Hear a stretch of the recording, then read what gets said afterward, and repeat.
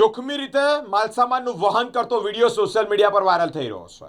Traffic વિભાગના નિયમોના લીરે એટલે કે ધજાગરા ઉડતા જોવા મળ્યા છે. સૌથી વ્યસ્ત રોડ, સૌથી વ્યસ્ત સર્કલ એટલે કે શહેરનું ખિસકોલી સર્કલ, અને આ ખિસકોલી સર્કલ પાસે બે ઇકો કાર કે જ્યાં જોખમી રીતે માલ સામાનનું વહન કરતા નજરે આવ્યા છે.